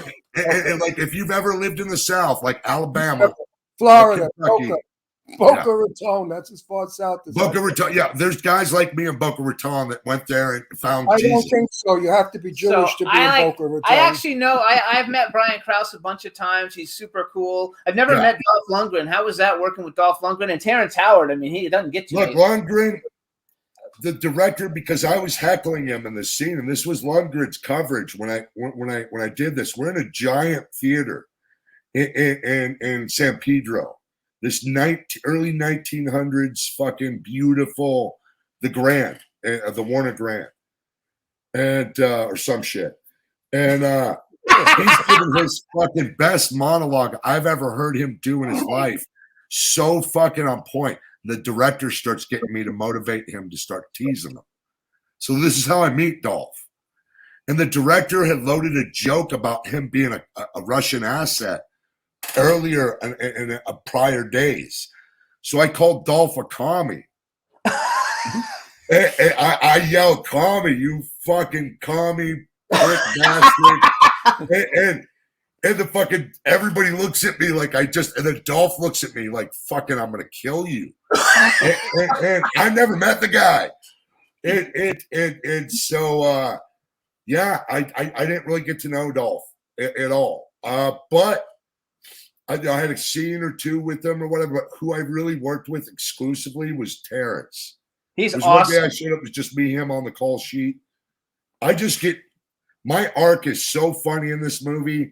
This is me. Like literally, this is the closest to me you're ever going to see me acting.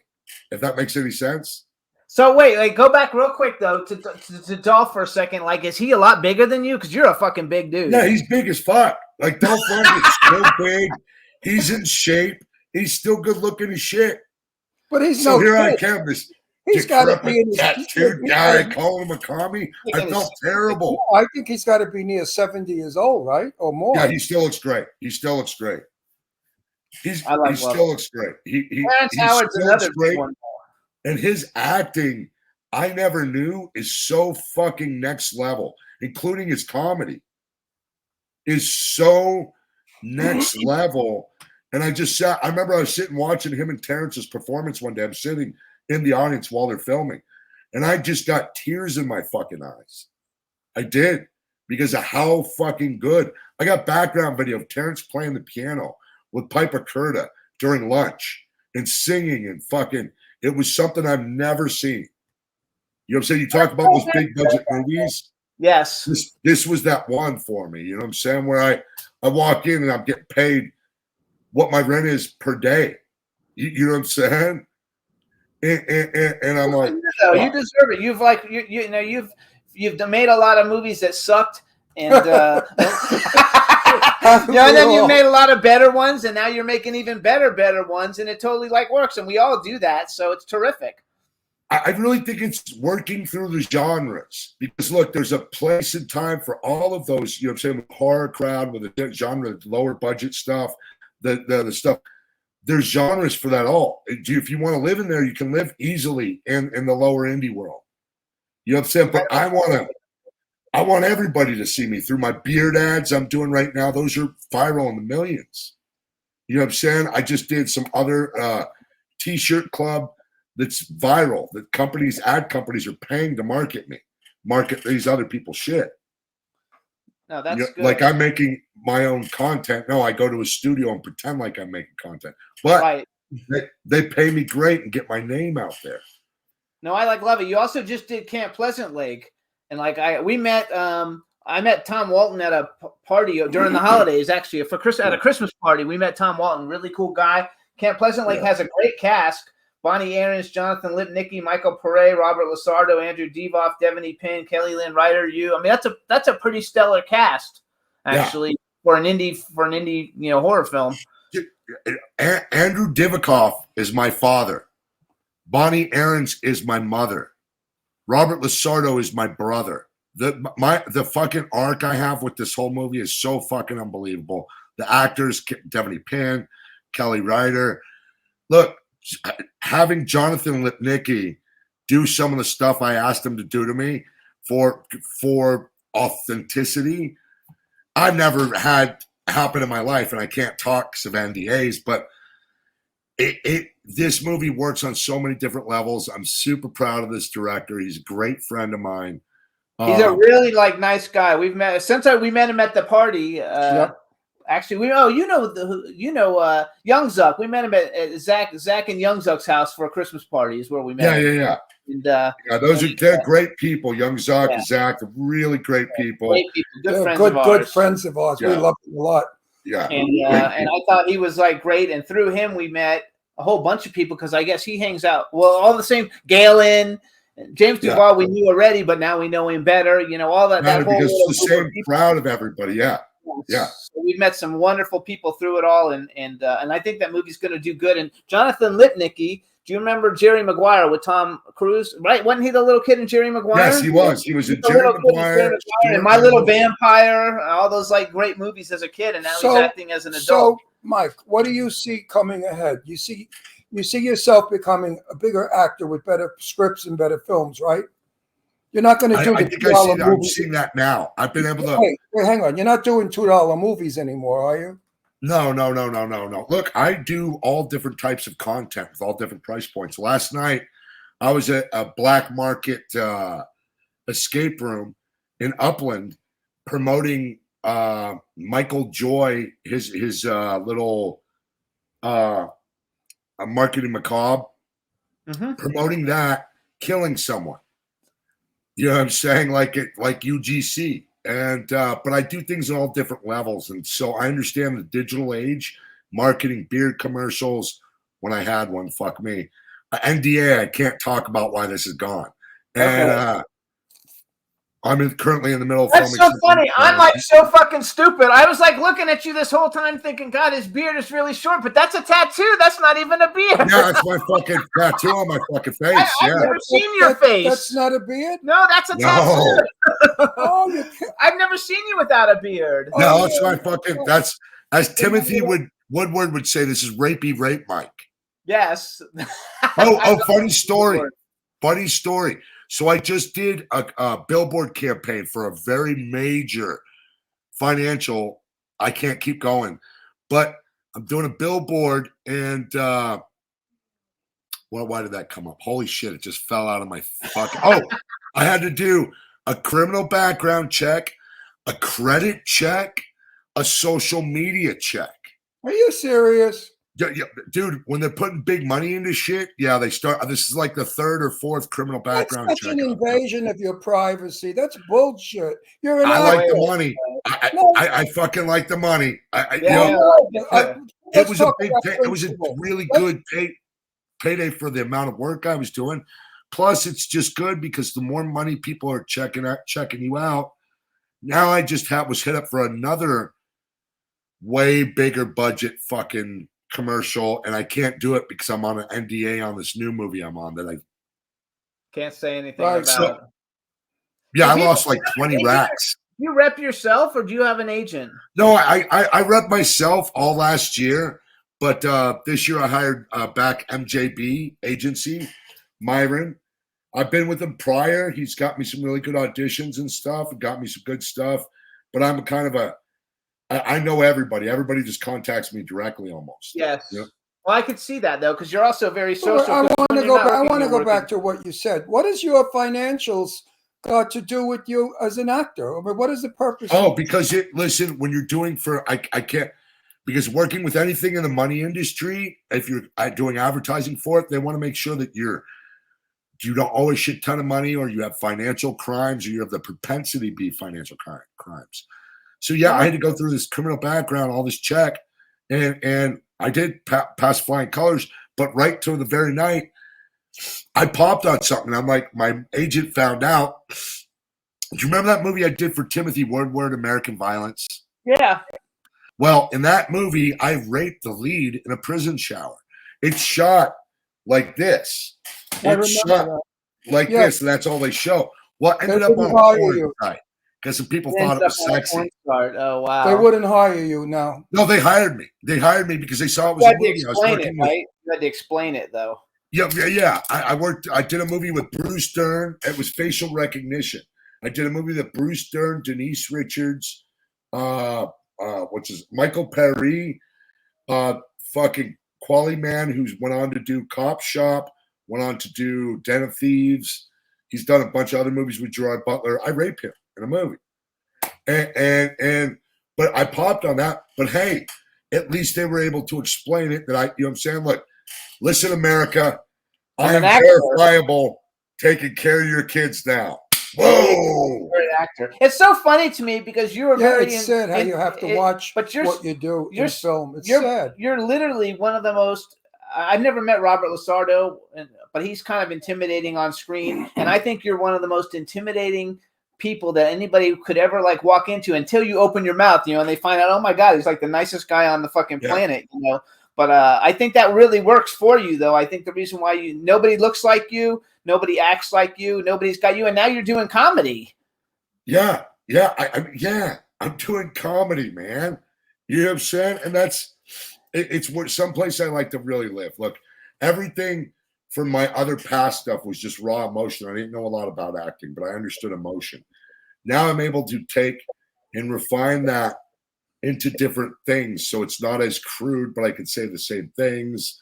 You know what I'm saying? When I've become friends with these people, these acting schools, and I've learned a lot more about this craft, so I could be better with it. You know what I'm saying? What you need to do, because aren't you also like I don't know the name of it. I've watched a bunch of the videos, but you do.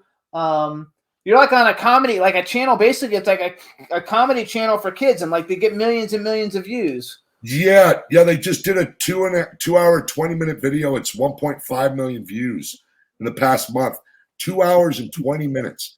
Their subscribers are only 1.7, so we're going beyond their analytics 100%. And that's 2 hours and 20 minutes of That's just comedy, nice though, story. right? But it's comedy. It's a comedy channel. It's comedy. It's a children's show. I have what an do you arc do? of about 50 videos. What is it on you that. do? What do you do in it? I'm Mike Ferguson, professional bounty hunter. I teach young men how to be strong and brave and how to protect your friends, sir. In a comedic way. In a comedic way. But I got to stop cars from running them over. I've got to have stunt fights. I've got to do like, but in a child's, you know what I'm saying? I don't swear. It's right. No, it sounds fun. Yeah. No, well, it opened me up to other audiences. So when I first started working with YouTubers, it was Colin's Key, 50 million views. And then they tried to hire me permanently. Then I did that pilot prior to COVID, Manhunters. Some YouTubers saw it on Pop Star Television, the 3 1-hour pilot we did. And then it just went up from there because I had a cop car. I had the bounty hunter uniform. So the first one they did, I was just like, hey, I'm Mike Ferguson, bounty hunter. Just took over the improv. And they couldn't rename me because I did it so good. I just came in and schooled these kids. Well, they schooled me. But we worked on this together, and I was able to come in and work with them at this high level of improv and really make something. And I'm thankful as all get out to those guys. So what is your favorite? Because now you've done everything. You're doing horror, you're doing action, you're doing comedy. I guess have you been a leading man, like a love interest yet, or I don't know if you're going to get there. No, I don't think I really live in that world anymore. I'll be honest with you. I'm everybody's daddy or uncle or pappy or whatever the fuck. I think that's where I live now in this world. Is that I'm an older guy that's seen some shit. Do you want to get out of that? Do you want to get out of that character typecasting? I've already have. I really already have, and I don't mind it now because it's kind of anti-hero-y. You know what I'm saying? Look, everything I liked about Ash and Kurt Russell and the character decisions I'm not comparing myself to them in any means of the way. But those are guys that I looked up to and admired, and with these weird, wild roles they would do, from Big Trouble in Little China to Evil Dead. And now 2. he's Santa Claus. The last two right. Christmases he was Santa Claus, and he was great. Right. Yeah. And you know, I'm always doing. I've did kids' Christmas specials. I've done. I'm doing everything that I've wanted to. There's no role that I'm played the uncle / father figure in Shadow Marsh with Lou Temple, Sheri Davis. I was a lead with the young girl in that, and it's a great looking film. It's slow, but it's a great looking film, and it's really good acting. Actually, we heard it was really good on TV. Yeah, we heard that No, one was good. it's very, very healthy to play it. I'm tired of playing mafia. Yeah. I'm tired of it. So I have a couple of movies coming up where I do not play any of them. Yeah. I play a father in one to a very famous movie star, and that's what I'm excited about. I've never played a father to a man yet. I've played father to women, but never to a man. And it's a whole different acting because you don't. I had 2 daughters, so I know how to act with women. Yeah. But now I'm learning, how am I going to act towards a son without looking like an old fag hitting on my kid? Yeah. You know what I mean? So it's a tough role to play a father to a man. Actually, Well, say I think hi that's to part of every actor's internal struggle. I mean, love that's it. whatever it is, you have to overcome that. Just like every set is its own No, room. it's a challenge. I got it down. I have a mirror, and I got it down pat. There's a scene that I have to cry. I'm going to cry. I don't know if they want me to cry, but I'm going to cry. I've never cried in a movie in my life, and I want to cry at this one point in the movie because I feel it's important. Yeah. We'll see what happens when we shoot it. We're shooting it in Nevada next month. Nice. Also, BJ Mezek is in the chat room. Say hi to BJ. Hey, what's up, BJ? I'm in a lot of stuff with BJ. Yeah, we love BJ. He's a great dude. He's a great dude. We really dude. only met him this year. Oh, at the end of last year. So we haven't known him that long, but we really love him. He's a great guy. We never met him before? Huh? We didn't meet him before? Only a year? No, it hasn't even been a year. When the Mahal Brothers film where they're all like trapped and they like kill each other one by one or whatever, like that's Death what we Count. Death Count. He was on the show for Death Count. Island with all of them. I was Yes. the Mahal Brothers movie. No, we love the Mahal Brothers. They're very cool. So let me ask you a I question. want them to make $20 and $30 million movies because I think they should. I think they have the eye for it.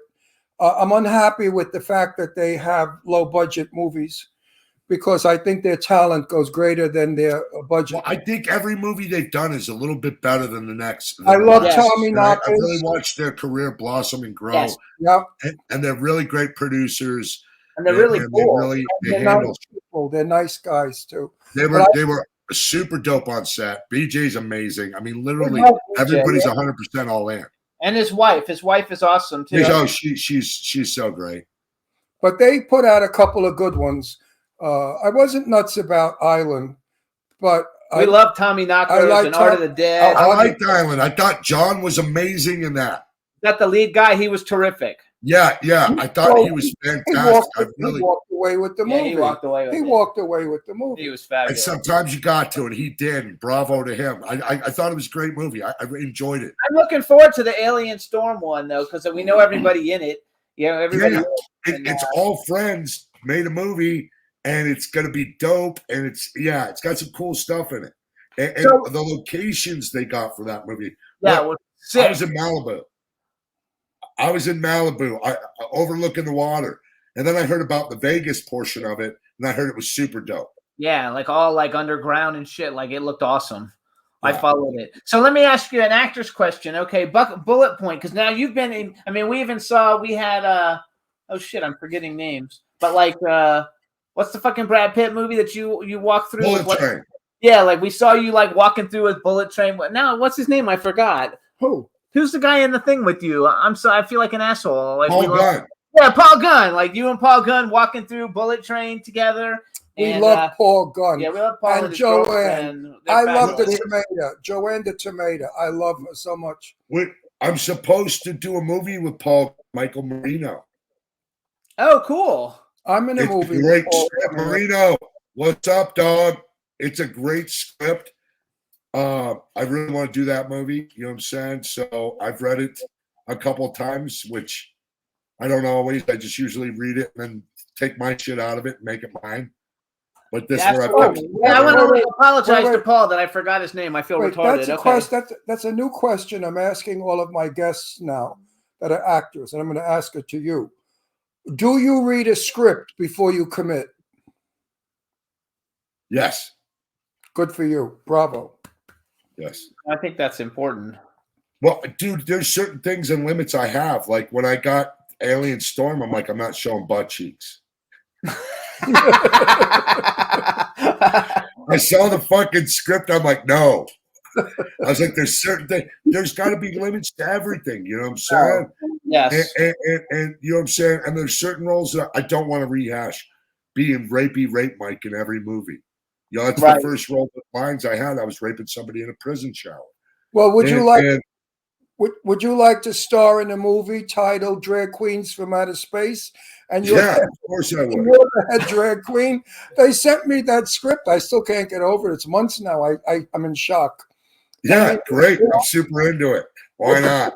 Get the fuck out He of wouldn't here. do it. I wouldn't do it either. They thought No, I I'm saying I would do it in a No. heartbeat. you wouldn't do it. Yeah, he would. You would play a drag queen Wait till from you see outer him in his space. Yes. Wait till Goddamn you see right I him would. in his Look, picture. I'm 51 years old. I want to No, play they every wanted damn me- role.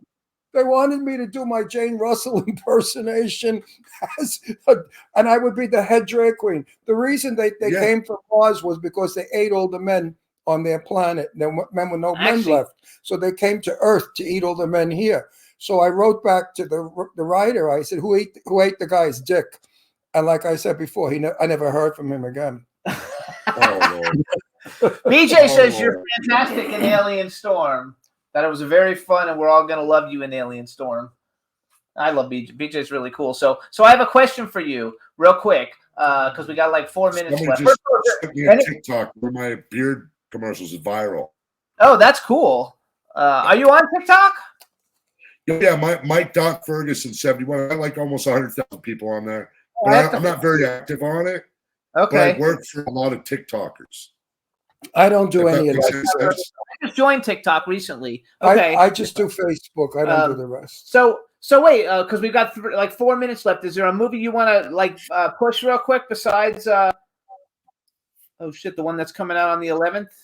I've got 2 movies coming out on the 11th. I've got another Brandon Slagle movie called Breakout with Louis Mandylor, Brian Krause. Brian Krause, his second movie, I worked with him on. That's perfect. Charm. What's this? There's a beautiful, handsome man who plays Lewis's son. I got to pull it up real quick. Whatever. But I'm in that movie, and it comes out on the 11th. So I've got 2 movies coming out. on the Have 11th. 2 movies coming out on the same day. That's awesome. Yeah, it's pretty crazy. I literally just got that. Just emailed me and let me know this. Oh, Deputy Pimp? Okay. No. So that's yeah, awesome. Devin Pym was a producer on this. James Brezak was a producer on this movie. Brandon Slagle directed it.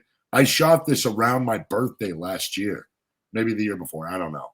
That's not the one you went to Korea or someplace for, is it? No, that was after this movie.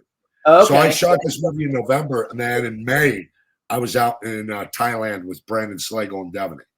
Okay. Gotta love it. I just worked on Black Mass, Devaney Pym. Yes. Yeah. We love Devaney. Devaney's awesome. She's a sweet person. She's the Very jewel. fine. Very nice Yeah. girl. And she's a great She's actress. a great director. Like she is a machine. Her husband's a great director and writer. They're just great people. That's They so really fun. complement each other. People in our business. A There's lot of nice people. Yes, there's a lot of nice people. Okay, so we have 2 minutes, real quick. Bucket list, because you've been in movies with everybody. Male and female actor that you would love to work with, that you haven't worked with yet. You can't count people you already worked with. People are going to hate me for this, but there's a couple. I'd like to work with Chris Rock and Mel Gibson. There you go. Okay, I love it. I love them both. Yeah, I really like to work with Mel Gibson. I think that, here I am at an age where all these older actors are starting to age. I'd perfectly look great beside them.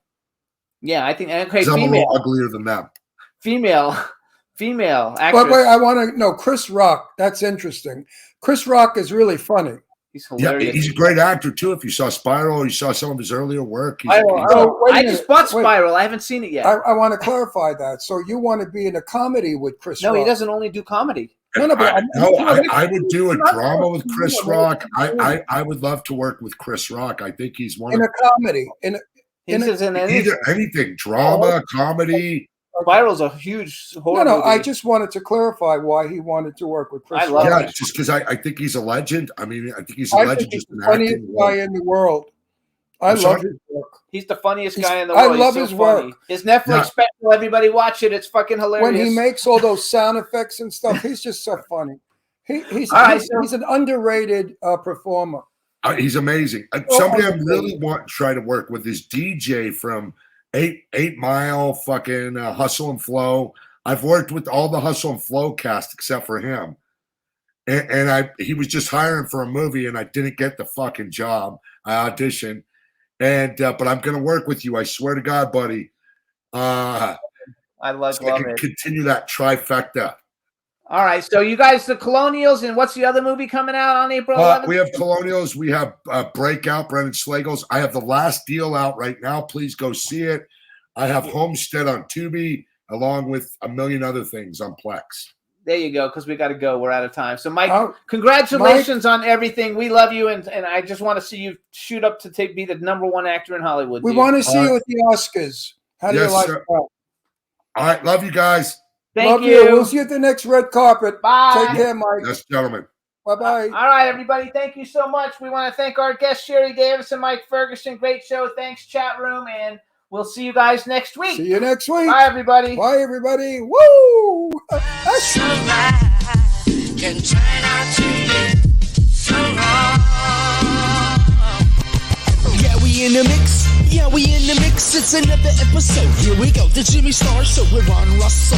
Interviewing the hottest, newest, and truest of today's celebrities. Make sure to subscribe so you can get notified weekly. Jimmy Star, he's the king of cool. Ron Russell, he's a gorgeous dude. Chat room is live and you would be a fool not to vibe with us at the Jimmy Star Show with Ron Russell. Come watch it live on W4CY Radio. Miss some past episodes? Download on iTunes. The Jimmy Star Show with Ron Russell. It's the Jimmy Star Show with Ron Russell.